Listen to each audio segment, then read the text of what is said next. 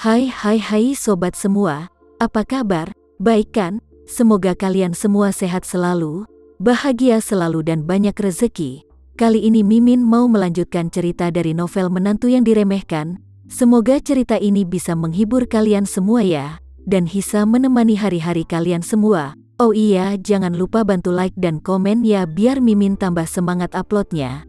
Kalau begitu yuk langsung saja ke ceritanya, cekidot.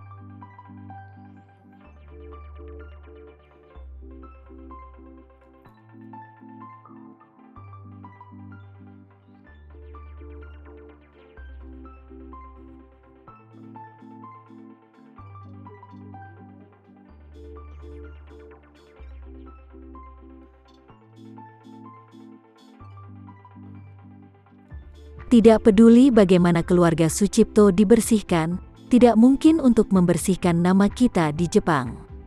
Kamu pasti tidak ingin menghasilkan uang Jepang di masa depan. Dan di masa depan, Jepang pasti akan melaporkan kepada para revivalis dalam segala aspek. Zain Sucipto memaksa dirinya untuk sementara waktu melupakan urusan Lina Hadid dan Raya Sucipto, dan bertanya, "Ayah, apakah kamu memiliki perkiraan berapa banyak kerugian yang akan ditimbulkan oleh insiden ini kepada kita?" Chen Sucipto menghela nafas, tidak baik untuk mengatakannya untuk saat ini.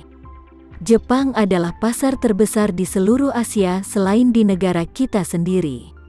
Ini saja akan menyebabkan kerugian yang tak terhitung bagi keluarga Sucipto kami sekarang dan di masa depan. Selain itu, perusahaan Jepang telah berada di luar negeri selama bertahun-tahun dan mereka memiliki pengaruh yang besar. Apakah itu pasar Amerika Serikat atau Eropa, mereka sangat terlibat. Jika mereka benar-benar ingin menyerang bisnis keluarga Sucipto di luar negeri, semua ekspansi luar negeri masa depan kita akan sangat terpengaruh. Anak kedua, Surya Sucipto, bertanya, "Ayah, tidak bisakah kita memperbaiki hubungan dengan pemerintah Jepang?" Memperbaiki? Chen Sucipto tersenyum pahit, bagaimana cara mengatasinya? Ini bukan masalah biasa. Jika kita dapat menemukan Raya Sucipto dan mengembalikannya ke Departemen Kehakiman Jepang, kita dapat lebih atau kurang pulih. Tetapi sekarang keberadaan Raya Sucipto bahkan sama sekali tidak diketahui. Apa yang kita miliki? Metode, Surya Sucipto buru-buru berkata, "Kalau begitu temukan cara untuk menemukan Raya Sucipto." Pada saat itu, serahkan Raya Sucipto ke Departemen Kehakiman Jepang, dan lampirkan surat permintaan maaf yang tulus dan terbuka, dan jika memungkinkan, bayar sejumlah uang. Ini harus dilakukan, itu bisa diatasi. Chen Sucipto melambaikan tangannya, bahkan jika kita kehilangan uang, kita tidak punya pilihan selain membayar. Keluarga Matsumoto telah dimusnahkan seluruhnya. Bahkan jika kita ingin memberi kompensasi sejumlah uang kepada kerabat mereka, kita harus dapat menemukan kerabatnya. Maka itu akan menjadi lebih rumit dan menyentuh. Ini menyakiti hati orang-orang Jepang. Ketika semua orang mendengar ini, mereka semua setuju. Hal ini memang berbeda dengan kasus pidana biasa yang pernah terjadi di Jepang. Dalam kasus pidana biasa, selama keluarga korban diberi kompensasi secara aktif dan keluarga korban diperbolehkan untuk mengeluarkan surat pengertian secara sukarela, maka derajat perlakuan yang ringan dapat diperoleh dari hukum dan opini publik. Namun, Raya Sucipto telah menghabis seluruh keluarga dari keluarga Matsumoto, dan bahkan putra Matsumoto yang telah mengganti nama belakangnya dengan mantan istrinya tidak dibiarkan pergi oleh Raya. Keluarga Matsumoto sudah meninggal, jadi bagaimana bisa ada kerabat yang datang?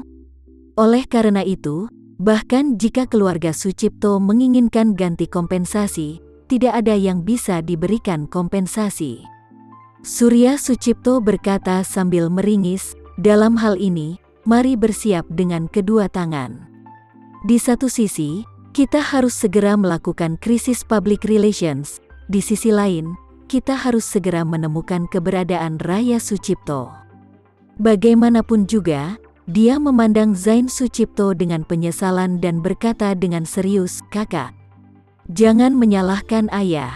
Kamu mengatakan semua ini dilakukan olehmu. Jika kamu tidak menghamili Roma Romiati, tidak akan ada anak yang licik seperti Raya Sucipto.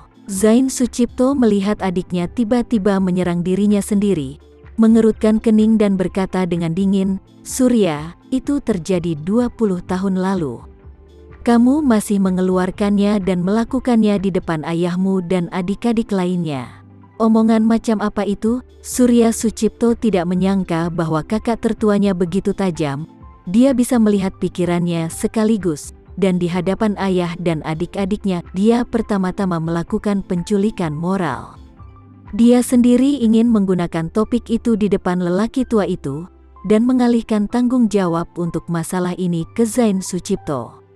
Dengan cara ini, itu setara dengan membantu ayahnya untuk mengalihkan tanggung jawab, dan dia juga memercikkan saudara laki-laki tertua di depan ayah. Namun, pikiran Zain Sucipto sangat cepat, dan dia menuangkan kembali air kotor itu sekaligus. Jadi dia segera berkata lagi, "Kakak benar. Raya Sucipto berusia awal 20-an. Tidak masuk akal untuk membicarakannya, tapi mari kita bicara tentang saat ini. Beberapa hari yang lalu, Jevi Sucipto dan Ayu Sucipto diculik. Tapi kamu malah terlihat sedikit tenang pada saat itu, tidak begitu marah dan membiarkan Raya Sucipto menghancurkan keluarga Matsumoto dengan banyak orang. Masalah ini tidak akan terjadi sekarang.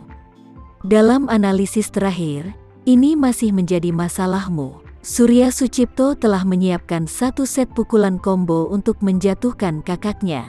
Rencananya adalah menyerang Zain Sucipto pertama dengan pukulan pertama, harapannya akan membuat Zain Sucipto tak terkendali. Setelah itu dia melancarkan pukulan kedua, dia menyerang Zain Sucipto karena terlalu kejam. Pukulan pertama ini mengenai udara, tapi pukulan kedua ini mengenai harga diri Zain Sucipto dengan kuat. Beberapa anak keluarga Sucipto lainnya, setelah mendengar ini, langsung menunjukkan persetujuan mereka. Bagaimanapun, hal-hal di Jepang ini tidak ada hubungannya dengan mereka, dan sekarang mereka juga terlibat, dan semuanya disebabkan oleh Zain Sucipto sendiri. Ekspresi Zain Sucipto tiba-tiba menjadi sangat jelek. Perintah untuk menghancurkan keluarga Matsumoto di Jepang memang diberikan kepada Raya Sucipto. Namun, ada satu hal yang tidak berani dia katakan. Pada saat itu, lelaki tua itu telah menginstruksikan dirinya sendiri, dan niatnya pada saat itu adalah untuk menghukum si pembunuh dengan kejam. Kalau bukan karena lelaki tua Sucipto itu yang mengatur semuanya, dia mungkin tidak berani memberi perintah pada Raya Sucipto untuk menghancurkan keluarga Sucipto. Tetapi Zain Sucipto tidak bisa mengatakan ini. Dia juga tidak berani mengatakannya. Dia juga tahu kalau urusan menghancurkan keluarga Matsumoto, di satu sisi memang perintah dari dia, di sisi lain dia memang sedikit impulsif saat itu. Pada saat kejadian, Zain Sucipto mengetahui bahwa penculikan anak-anaknya ternyata didalangi Tuan Matsumoto, dan Tuan Matsumoto juga hampir membunuh Ayu Sucipto dan Jevi Sucipto. Zain Sucipto menjadi merasa marah dan tak tertahankan. Matsumoto ingin membunuh putra-putrinya, yang menurutnya merupakan tindakan pemberontakan paling kejam. Jika dia hanya membunuh Matsumoto saat itu tidak cukup meluapkan emosi di hatinya. Apalagi metode Matsumoto saat itu memang sangat seram dan keji. Jika dia hanya membunuhnya, anggota lain dari klan Matsumoto pasti akan membalasnya, dan pasti akan menggunakan trik yang lebih jahat untuk melawannya. Oleh karena itu, dia memutuskan untuk membiarkan Raya Sucipto memimpin beberapa master bela diri keluarga Sucipto untuk menghancurkan keluarga Matsumoto. Namun, siapa yang tahu bahwa setelah Raya Sucipto membasmi abis keluarga Matsumoto, dia tidak bisa pulang lagi ke Indonesia. Jika dia melarikan diri, tidak akan ada bukti untuk masalah ini. Bahkan jika seluruh Jepang mengira bahwa keluarga Matsumoto adalah orang yang membunuh keluarga mereka, tidak ada yang peduli. Tidak ada bukti. Menurut orang Jepang itu hanya menjadi omong kosong. Namun, Dampak buruknya adalah Raya Sucipto dan master keluarga Sucipto lainnya langsung ditahan oleh pasukan bela diri Jepang ketika mereka berusaha melarikan diri dari Jepang. Ini segera mendorong semuanya ke dalam jurang masalah yang tidak bisa dikendalikan Zain Sucipto. Sekarang, Surya Sucipto menyerangnya dengan kejadian ini, dan dia tidak tahu bagaimana menanggapinya. Melihat kakak laki-lakinya telah kehilangan kata-kata lagi, Surya Sucipto segera menyadari bahwa dia telah mencapai 7 inci dari kakak laki-lakinya.